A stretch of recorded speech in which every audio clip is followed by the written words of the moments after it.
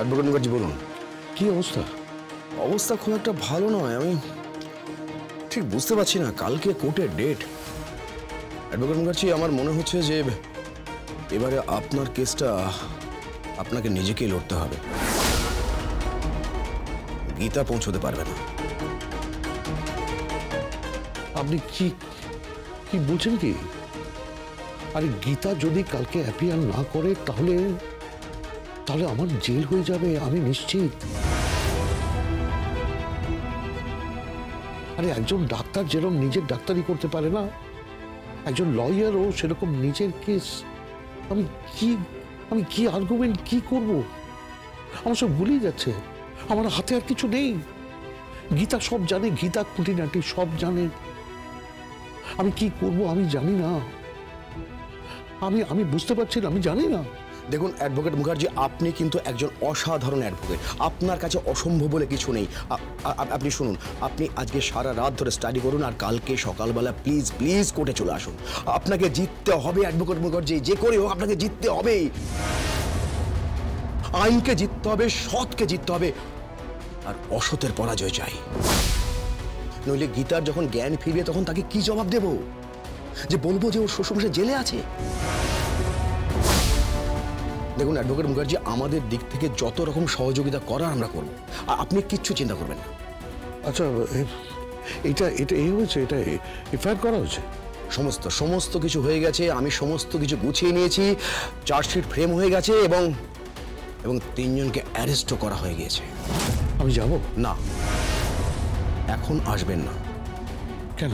গীতা কোথায় আছে এটা এখনো কেউ জানে না। মানে এটা এখনো নিউজ হয়নি। সবাই জানে যে গীতা বেঁচে নেই। সবাই বলতে? ওই ধীমান সেন, কিরণকান্তি কৃপানরা জানে যে গীতা বেঁচে নেই। আর আপনি এই খবরটা গোপন রাখবেন যে গীতা বেঁচে আছে। আর আরেকটা কথা, কালকে কেসটা কিন্তু আপনাকেই লড়তে হবে।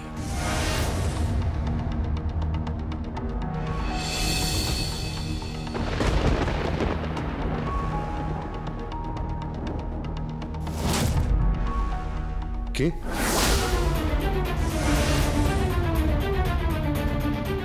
ও প্রলয়, বল কি হয়েছে বড়দা? কিছু হয়নি। গীতার কোনো খবর পেলে? না, পাইনি। সত্যি বলছো? না, তুমি সত্যি কথা বলছো না। তুমি এড়িয়ে যাচ্ছ আমাকে বড়দা। তুমি সত্যি কথা বলছো না, এড়িয়ে যাচ্ছ তুমি। তুই যখন বুঝতে পারছিস আমি এড়িয়ে যাচ্ছি তখন কেন এই প্রশ্নটা জিজ্ঞেস করছিস? প্লিজ প্লিজ আমাকে একটু একা থাকতে দে, আমাকে একটু একা থাকতে দে। আমাকে এখন সারা রাত পড়াশোনা করতে হবে। আমার কেসগুলো দেখতে হবে, আমার খুঁটিনাটি কেসের সব দেখতে হবে, ফাইলগুলো ঘাঁটতে হবে। আমাকে সারা রাত না, সব তো পুড়ে গেছে। সব ফাইলগুলো তো পুড়ে গেছে, সমস্ত কিছু তো।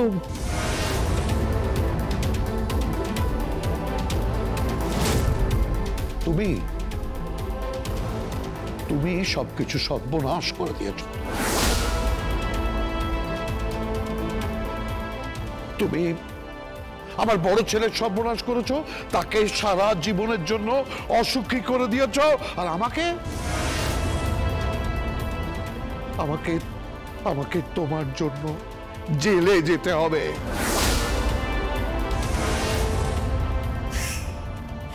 I don't mind. গিরি,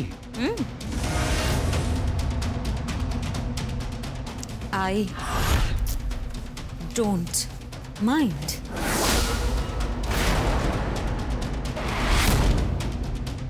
আপাতত আমি আমার অ্যাম্বিশন নিয়ে ব্যস্ত আছি এখন।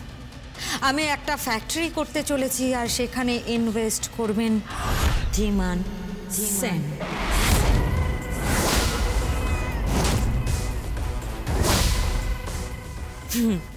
কালকে যখন কোর্টে কেসটা শেষ হয়ে যাবে, আপনার কোমরে দড়ি বেঁধে নিয়ে চলে যাবে ওই জেল কাস্টডিতে, তখন একটা বিশাল বড় পার্টি থ্রো করা হবে। হ্যাঁ, একটা বিশাল বড় পার্টি, আর সেই পার্টি দেবেন ধীমান সেন।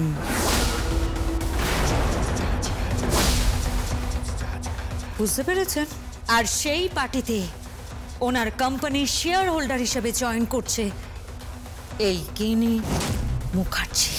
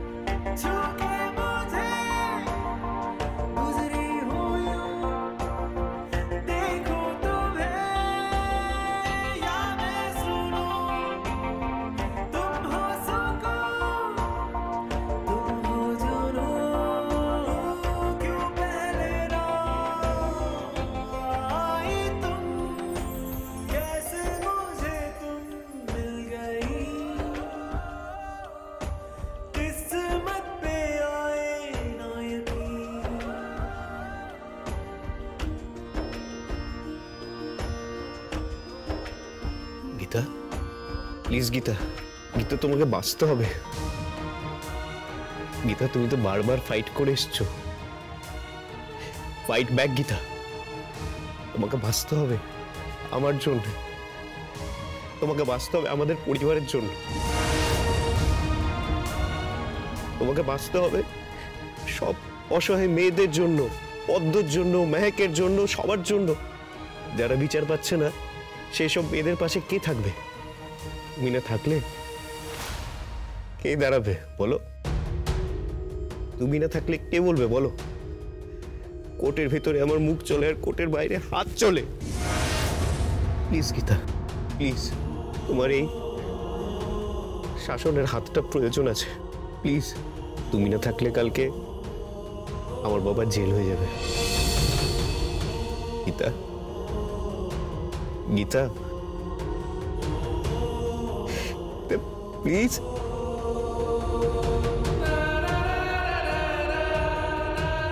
কাঁদবেন না, কাঁদবেন না। এবার নেক্সট পার্ট। হ্যাঁ হ্যাঁ, এবার নেক্সট পার্ট।